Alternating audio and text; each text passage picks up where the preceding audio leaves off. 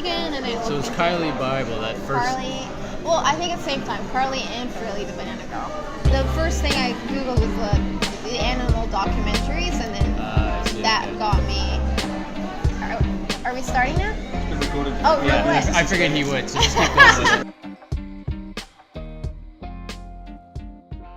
I became vegan about 4 years ago, and I came across some health documentaries like Forks Over Knives, and I digged a little bit deeper into it. It wasn't just about the animals to me. I was like, okay, there must be some other factors why people have become vegan, because, you know, it's just, if it's not for the animals, then it must be for the environment and health reasons. So when I did my research, it was benefiting all these areas, so I'm like, why not give it a try?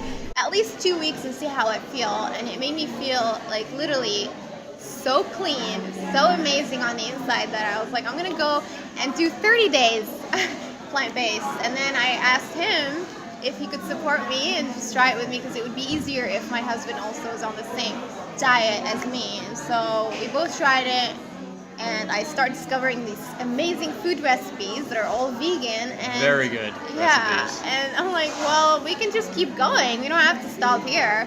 I was only a few years after 30, so I wasn't that old. Yeah. But when we first tried veganism, I was already kind of having high blood pressure. It was high cholesterol. abnormal for my age, right? And so a lot of it had to do, though, I was eating a lot of cheese and meat, and of course that can obviously add a lot of cholesterol as well. So Yeah.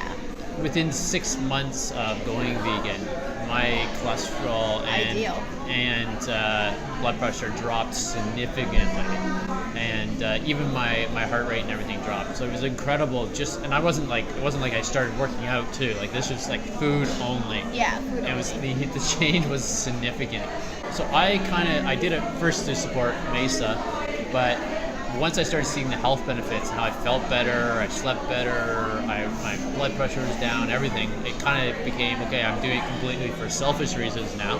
Our energy also was energy so much went up. higher. Yeah. And I always say you can go vegan for completely selfish reasons and still be doing it for good reasons to help everyone else. Yeah. And I think that was the amazing thing too, is when I realized, like, when you actually start looking at the research, how much water is used to produce meat and other things, right? Like, there's this great chart that shows the amount of water and resources used to produce 1 kilo of protein from soybeans versus that of beef or any other meat product or chicken and stuff like that. And significant the amount of resources that are required to produce meat, right? And so you look from an environmental impact, there's great reasons alone there. So my sister's always been kind of an environmentalist, and I kind of said to her, I said, I don't think you can actually be an environmentalist and not be vegan in some ways. That's true.